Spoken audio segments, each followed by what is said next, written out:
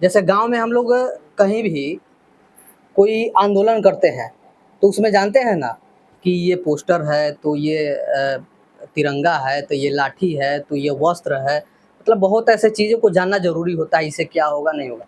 तो उसी प्रकार जब फ्रांस में क्रांति हुआ ना तो उसमें बहुत ऐसे चीज़ें था जिसको जानना ज़रूरी था। जैसे हम बताए थे, इधर पहले हम लोग नोट कर लेते हैं। एक बताए थे हम ला सिपोए, बताए थे ला सीतोए चाहे ला सिपोए, ठीक है, कोई दिक्कत नहीं। चलिए अब क्या बताए थे, ला लाभपैतरी चाहे लापत, उसके बाद साम्राज्यवाद, उसके बाद लोकतंत्र, उसके बाद मार्सिले मार्सिले, उसके बाद लिबरे, उसके बाद कैसर कैसर, उसके बाद हो गया, इतना ही है ना। चल तो सबसे पहले इतना बाद हम लोग ये देखिए, लोकतंत्र सब जानता है, साम्राज्यवाद सब कोई जानता है, ये ऐसा वर्ड है जो कोई नहीं जानता है, ठीक है ना। एक है मरियम, ठीक है। चलिए तो ये जो 2 4 6 ये जो 6 वर्ड है ना, इसको जानना जरूरी है, तब फ्रांस के क्रांति बहुत अच्छा से समझ में आएगा। जैसे मान लो कि सब्जी बनाना है आपको, तो ये है क्या, पानी, ये है तेल, ये है नमक, ये है हड़िया बर्तन, ये है कलछुल, ये है आलू भंटा, जो भी है सब मिला के बनाते हैं तब ना ये वो सब्जी बनता है। तो उसी प्रकार ये सब समझ लीजिए, एक छोटा छोटा टुकड़ा है, इसको जान लीजिएगा, अच्छा से फ्रांस की क्रांति समझ लीजिएगा। तो सबसे पहले अगर देखा जाए ना हम लोग तो मरियम, मरियम क्या होता है समझिए। मरियम का अर्थ होता है राष्ट्रवाद। और ये जितना भी बात हम बता रहे हैं ना, ये सब फ्रांस के लिए ही बता रहे हैं, जितना भी बात बता रहे हैं ये सब किसके लिए बता रहे हैं, फ्रांस। तो मरियम की अर्थ क्या होता है, राष्ट्रवाद। मरियम का अर्थ समझ गए क्या होता है। अब देखिए ला सिपोए, ला सिपोए नहीं आपको मालूम रहेगा ना, तो ऐसे सीता जी आदमी ही न थे एक, जो अच्छे कर्म किए तो भगवान के रूप में चले गए, तो सीता जी आदमी थे, तो देखिए सी आ रहा है, तो सीता जी आदमी थे। तो यहाँ पे याद रखिए ला सिपोए का मतलब होता है नागरिक। एक नागरिक ही तो आदमी होता है, एक नागरिक हो तो आदमी होता है ना। चलिए तो ये समझ में आ गया कि सिपोए मतलब सीता जी, याद रखिएगा, उसी से नागरिक, ठीक। चलिए अब देखिए लाभपैतरी, देखो लाभपैतरी का मतलब होता है कोई भी आदमी कहीं जाता है तो पैतरा धो के जाता है, छोटा नजदीक है इसी में चलो, है ना, 3 गो 4 गो पैतरा होता है ना, तो छोटे माने चलते हैं, तो पैतरा मतलब जमीने माने ना जा रहे हो। तो वही यहाँ पे जो लाभपैतरी है ना, यहाँ पे हम लोग जमीन कह सकते हैं, चाहे मातृभूमि कह सकते हैं, मातृ, ठीक। अब देखिए मार्सिले, मार्सिले क्या होता है, हटेगा कि नहीं इधर, मार्सिले क्या होता है, मार्सिले जो है ना, यह फ्रांस की राष्ट्रगान है। मार्सिले क्या है, फ्रांस की राष्ट्रगान। जैसे हम लोग का भारतीय राष्ट्रगान क्या है, जन गण मन, है ना। तो मार्सिले जो है ना फ्रांस की राष्ट्रगान है, फ्रांस की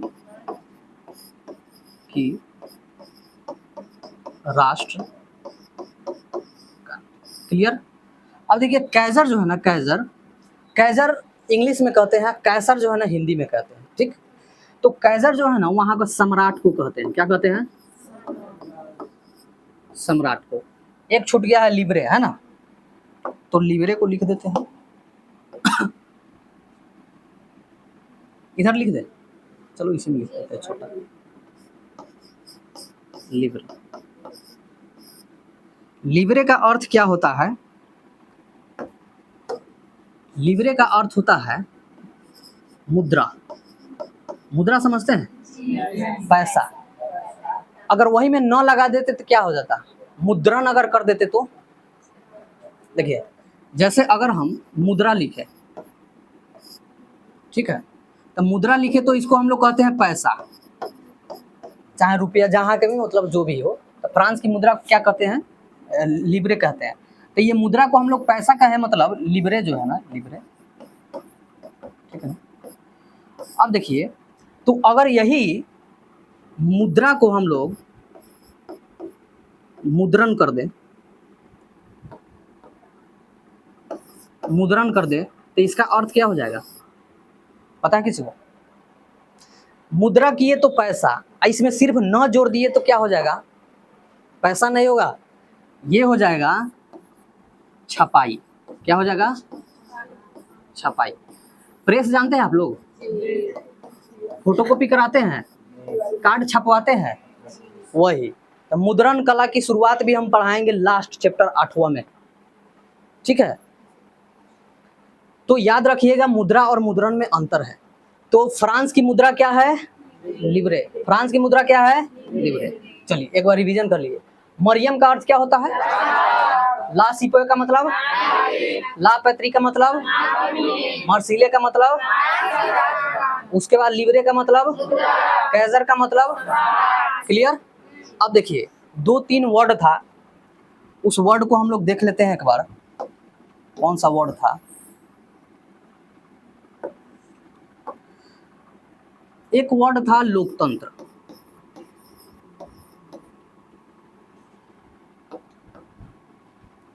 लोकतंत्र, ठीक है। एक था साम्राज्यवाद, एक था राष्ट्रवाद था। राष्ट्रवाद तो हो ही जाए, समझ ही जाइएगा आप लोग। अच्छा लिख देते हैं राष्ट्रवाद। चलिए अब देखिएगा, लोकतंत्र कहीं कहीं गणतंत्र भी होता है। ये होता है ना, कहीं कहीं आप लोग देखते होंगे गणतंत्र। जैसे मेजनी जो था वह साहित्यकार के साथ साथ गणतांत्रिक विचारधारा का था ना, मेजनी। तो लोकतंत्र और गणतंत्र में क्या अंतर है इसको समझते हैं। देखिए ये जो होता है ना गण और लोक, गण का मतलब होता है समूह या फिर जनता का समूह कह सकते हो। जैसे पहले के ज़माने में ना लिच्छवी थी, लिच्छवी, लिच्छवी बिहार में ही पड़ता है। लिच्छवी, वज्जी, ये सब था ना, पहला गणतंत्र था। अगर देखा जाए भारत में सबसे पहला गणतांत्रिक अगर स्थापित कोई राज्य था, चाहे कोई महाजनपद था, तो वह था लिच्छवी। कौन था? लिच्छवी। लिच्छवी गणतंत्र जो था ना, पहला गणतांत्रिक राज्य था, पहला गणतांत्रिक कह सकते हो महाजनपद था। जैसे महाजनपदों की संख्या देखा जाना तो 16 है, आगे आप लोग कंपटीशन में जाइएगा तो पढ़िएगा। तो लिच्छवी याद रखिएगा, लिच्छवी जो है ना पहला गणराज्य था, गणतांत्रिक था। मतलब उसमें भी वोटिंग के द्वारा होता था। तो अभी जो होता है ईवीएम के द्वारा वोट होता है ना, तो उस समय ईवीएम के द्वारा नहीं होता था। उसमें जो है ना समूह समूह बैठ जाता। जैसे आप लोग समूह बैठ गए, अब इसमें किसी को एक राजा चुना जाएगा। आप इसमें समूह, जैसे मॉनिटर चुना जाता है ना, जैसे मान लो कि इसमें जितने भी बच्चे हैं, इसमें सब बच्चे एक को मॉनिटर चुनेगा, समझिए वो राजा हो गया। तो उसी प्रकार जो है ना लिच्छवी में ऐसे ही सभा बैठाया जाता था और उस सभा में एक राजा चुना जाता था। तो वही प्रक्रिया जो हुआ ना गणतांत्रिक हुआ, और वही प्रक्रिया धीरे धीरे आज यहाँ पे हो गया। हम पूरा जनता मिल के ना चुनते हैं जी, किसी सरकार को हम लोग पूरा जनता मिलते हैं तब चुनते हैं, तो गणतांत्रिक से चुनते हैं। तो याद रखिएगा लोक मतलब होता है जनता, लोक मतलब, और तंत्र मतलब क्या होता है? शासन। तंत्र मतलब शासन। तो अगर ये दोनों को जोड़िएगा तो क्या हो जाएगा? जनता का शासन। किसका शासन हो गया? जनता का शासन। बोलो यहाँ क्लियर हो गया?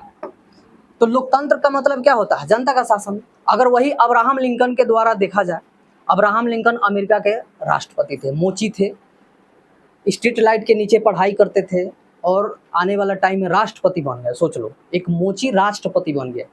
यह गणतांत्रिक देश का ही तो एक उदाहरण हो सकता है।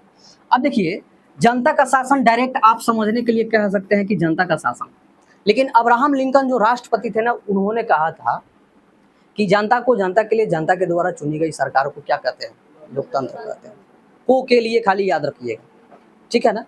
बस उसमें जनता जनता लगाते चलिएगा, को के लिए याद रखिएगा। तो जो जनता अपने लिए ही तो सरकार चुन रही है ना, किसी को, कोई भी सरकार चुन रही है तो अपने लिए हम चुन रहे हैं। मान लो कि हम किसी को चुन रहे हैं तो अपने लिए चुन रहे हैं ताकि हमारे प्रशासन अच्छा से करे, हमारा विकास अच्छा से करे। लेकिन आजकल ऐसा थोड़े है, जाति देखता है, धर्म देखता है। विकास कोई देख के बिहार में खास कर देता है? बिहार के तो बातें छोड़ दो, भारत का ही हो गया है, मतलब अजीब खेला। मतलब जाति धर्म के आधार पे वोटिंग हो रहा है। ऐसा होगा तो आने वाला देश हमारा खोखला हो जाएगा। जाति धर्म के आधार पे कभी वोट नहीं देना चाहिए। देना चाहिए किसके आधार पे? विकास के आधार पे। किसके? जो नेता एजुकेशन की बात करता है, जो नेता स्वास्थ्य की बात करता है, उसको ही वोट देना चाहिए खास करके, ठीक है। तो जनता का शासन मतलब क्या हो जाएगा? लोकतंत्र। अब देखिए साम्राज्यवाद क्या है, देखिए इसको तोड़िए। साम्राज्यवाद, साम्राज्य मतलब अपना पूरा एम्पायर खड़ा करना, मतलब अपना साम्राज्य बनाना। मान लो कि एक कोई छोटा सा देश है, ठीक है, मान लो हम लोग समझ लेते हैं, ब्रिटेन को ही ले लीजिए एग्जाम्पल में, ठीक। मान लो ब्रिटेन बहुत बड़ा है, और मान लो नेपाल, क्या? नेपाल बहुत छोटा है। अब ये ब्रिटेन वाला आया, इस पे कब्जा कर लिया, यहाँ पे पूरी तरह से व्यापारिक रूप से, सांस्कृतिक रूप से, जो भी हो, कब्जा कर लिया। अब ब्रिटेन वाला कह रहा है, सुनिए नेपाल, अब जो भी आप व्यापार कीजिएगा ना, मेरे अनुमति के बिना नहीं कर सकते। अब आप पे मेरा हक हो गया, आपको जो भी करना होगा मेरे द्वारा ही करना होगा, मतलब जो हम कहेंगे वही करना पड़ेगा। इसी को क्या कहते हैं? साम्राज्यवाद कहते हैं। मतलब एक छोटा सा देश पे बड़ा देश कब्जा कर लेता है और अपने अनुसार चलाता है, उसको ये क्या कहते हैं? साम्राज्य। समझ रहे हैं? तो मतलब एक ऐसा सिद्धांत जिसमें किसी छोटे से देश को बड़ा देश कब्जा करके अपना पूरा साम्राज्य फैला देता है, अपना पूरा सिद्धांत फैला देता है, अपना पूरा विचार फैला देता है, उसी को क्या कहते हैं? साम्राज्यवाद। बोलिए साम्राज्यवाद समझ में आ गया? अब इसको पोथा लिखवा दें कि हाँ, कि बाहर से कोई देश वाला समुद्री के किनारे होते हुए किसी छोटा देश में घुस गया, वहाँ पे अपना फैला दिया पूरा साम्राज्य, इसी को साम्राज्यवाद कहते हैं। क्या जरूरी है इतना लिखने का? सबसे अच्छा है तोड़ दीजिए, किसी भी चीज़ को तोड़िए और फिर जोड़िए, ऑटोमेटिक समझ में आ जाएगा। तो साम्राज्य मतलब एम्पायर, और वाद मतलब विचार, मतलब एम्पायर बनाने के विचार ही क्या कहलाता है? साम्राज्यवाद कहलाता है। क्लियर? दो शब्दों में है, समझ में आ गया? अब देखिए राष्ट्रवाद, ये तो समझाबे किए, एकता का भावना राष्ट्रवाद है, सीधी सी बात है। आप लोग में एकता है, एकता का भावना है, तो ये राष्ट्रवाद का ही बात है। आप जो है ना तिरंगा फहराते हैं तो जनगण मनते हैं, सब शांत हो जाता है। क्या है? एकता का ही तो भावना है ना जी। अगर कहीं तिरंगा गिरते हुए दिखा है तो सब कोई उठा लेता है, अपमानित नहीं कर। क्या है? एकता ही तो भावना है। पूरा हमारा जो राज्य है वो अभी एक साथ है, क्या है? एकता ही की भावना है। तो एकता का भावना ही क्या कहलाता है? राष्ट्रवाद कहलाता है। बोलो इतना सारा जो बात बोले सब क्लियर हो गया? किसी को दिक्कत नहीं होना चाहिए। और इसको याद रखिएगा, ये जो है ना क्वेश्चन पूछ देता है, बोर्ड में पूछ दिया है, तो इस बात को ध्यान रखिएगा, ठीक। अब चलते हैं हम लोग क्रांति पढ़ने फ्रांस का। किसका क्रांति? फ्रांस का। चलिए अब देखिए, फ्रांसीसी क्रांति कहिए तब, चाहे फ्रांस की क्रांति कहिए तब। तो फ्रांसीसी क्रांति मतलब एक से अधिक क्रांतियां हुई है। अब फ्रांस की क्रांति मतलब एगो कोनो प्रॉपर क्रांति की बात करेंगे। जैसे फ्रांस में देखा जाए तो 3 गो क्रांति हुआ था। कौन कौन हुआ था? 1789 की क्रांति, 1830 की क्रांति, 1848 की क्रांति। तो इसलिए उसको कहते हैं फ्रांसीसी क्रांति। फ्रांस की क्रांति नहीं, क्या कहते हैं? फ्रांसीसी क्रांति। लेकिन वही कहते हैं 1848 के फ्रांसी क्रांति, मतलब फ्रांस के क्रांति। 1848 कह देते, सिंपली एक बात कहते ना, तो वहां पे कहते 1848 की फ्रांस की क्रांति, फ्रांसीसी क्रांति नहीं। अगर वही करते सबको जोड़ देते, 1830 भी जोड़ देते, 1789 कहाँ गया जी? अब देखो ये तीनों को अगर जोड़ दिए तो क्या हो गया? फ्रांसीसी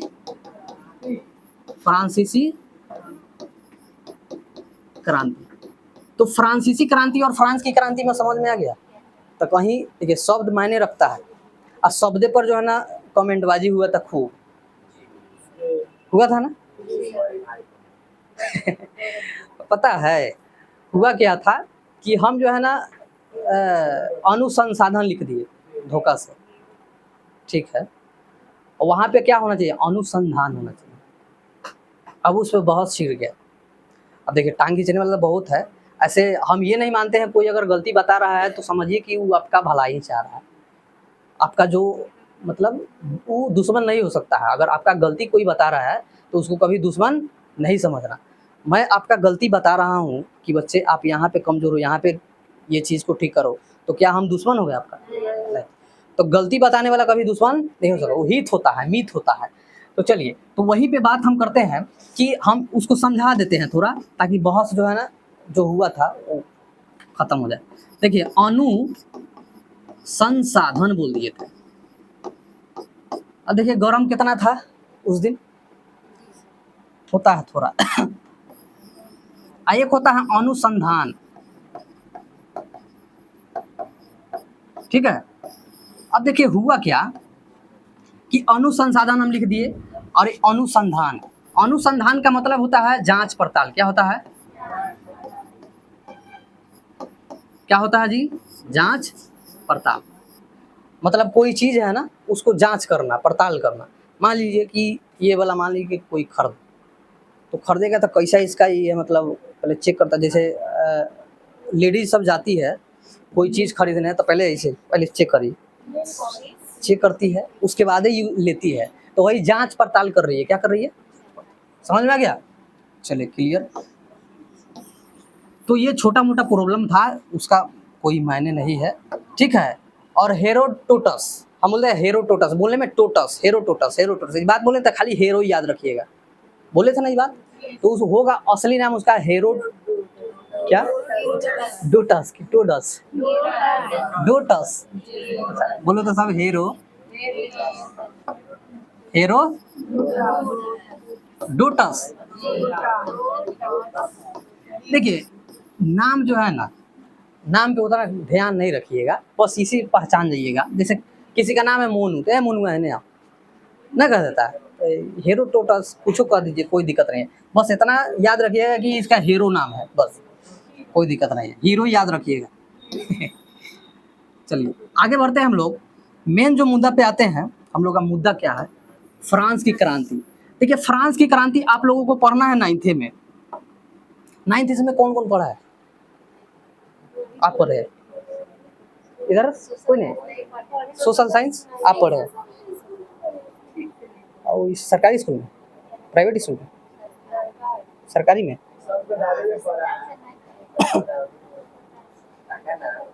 आज चुपो, हाला नहीं करो। चलो ठीक है, ऐसा होता है। 10th पढ़ाइए नहीं होता है, 9th कहाँ से हो जाएगा? आप लोग खुद सोचो ना, 10th तक पढ़ाइए नहीं होता है, 9th हो जाएगा जी। सोशल साइंस का क्रेज अब ना बढ़ेगा, देखिएगा अगले साल से, ठीक है। आप लोगों का अगर कृपा रहे, आप लोगों का सपोर्ट रहे, तो पकड़ी दयाल का क्रेज देख लीजिएगा सोशल साइंस का। जितना 3-4 सब्जेक्ट लेके बैठा हुआ है ना, सब पर्सनल हो जाएगा सब्जेक्ट, ठीक है। सबका पर्सनल सब्जेक्ट होगा और उसमें फायदा किसका होगा? आप लोगों का। जब कोई व्यक्ति किसी विषय में पर्सनली ज्ञान रखता है ना, तो समझिए वो डीप ज्ञान रखता है, मतलब गहराई से आपको बताएगा। लेकिन जो व्यक्ति 4-5 लेके बैठा हुआ है, उसको डीप ज्ञान नहीं होगा, इस बात को ध्यान रखिएगा।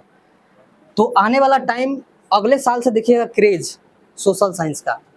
अगर आप लोग जैसे हम पढ़ा रहे हैं ना, आप लोग खाली रिवीजन करिए और उसको करते चलिए। आप लोगों के कह रहे हैं ना 90+ किसी का भी रुकने वाला नहीं है। 90+ का हम गारंटी लेते हैं। बस आपका हिंदी आना चाहिए। हिंदी शुद्ध लिखने आ जाता है? बस हिंदी आपका अगर शुद्ध लिखने आ जाता है ना, तो हम कह रहे हैं ना 90+ SST में आप लाइएगा। और जो तेज है ना, तेज, तो उसका तो हम गारंटी नहीं लेते हैं। जो तेज है तो उसका गारंटी नहीं लेते हैं। 100 भी टप जाएगा, कहीं 100 में 100 ला देगा, कहेगा कि और क्वेश्चन दो ना, हम 100 तो बनाइए लिए, एक और क्वेश्चन दे दो। समझ रहे हो ना? तो इस बात को ध्यान रखिएगा, ठीक। चलिए बस ध्यान से पढ़िएगा। देखिए हम तो बताएबे करेंगे ना, पढ़ना तो आपको है। जो हम बता रहे हैं अच्छे से समझिएगा। तो 90+ कोई बड़का बात नहीं है। हम तो सेल्फ स्टडी से 90 ला दिए थे, कोई टीचर से नहीं पढ़े थे, सेल्फ स्टडी। उस समय तो कोनो छूता भी नहीं था सोशल साइंस। जब हम लोग पढ़ते थे उस समय छूता भी नहीं था सोशल साइंस क्या है। बस ऐसा ही काम हो जाए, पास हो जाए। गाइड ले आई आता था लास्ट में 3 महीना, गाइड से काम चल जाता था। चलो, तो जो हम जिस चीज से भुगते हैं आप लोगों को नहीं होने देंगे, टेंशन नहीं लीजिए। अब देखिए आगे बढ़ते हैं, फ्रांसीसी क्रांति।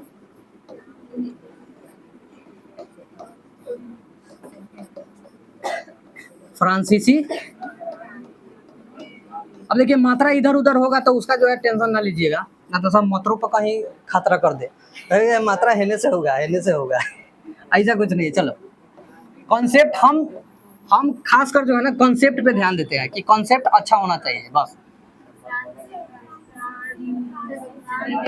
फ्रांसीसी ऊपर, चलिए कोई दिक्कत है। फ्रांस की क्रांति चाहे फ्रांसीसी क्रांति, कई क्रांति हुआ था जी, यहाँ लिख देती। अब देखिए ये तो पढ़ना है हम लोगों को 9th में ही, लेकिन हम लोग पढ़ते हैं 10th में भी, क्योंकि इसका थोड़ा सा संक्षिप्त वर्णन दिया है। क्वेश्चन पूछ देता 1830 का क्रांति बताओ, 1848 की क्रांति बताओ, तो आपका बताना पड़ेगा, नहीं बताइएगा तो हो गया 2 नंबर गया। हम लोगों के समय में 1848 की क्रांति पूछ दिया था। अब देखिए फ्रांसीसी क्रांति में पहला क्रांति कौन हुआ था? 1789 ईस्वी के। देखिए 79-89 में देखिए दिमाग हिल जाता है, होता है ना।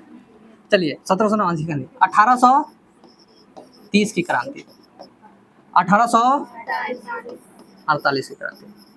अब देखिए यहाँ पर हम ईस्वी लगा रहे हैं तो समझ रहे हैं ना ईस्वी का मतलब, ईस्वी का मतलब समझ रहे हैं ना आप लोग, ईसा मसीह के जन्म के बाद, याद रखिएगा।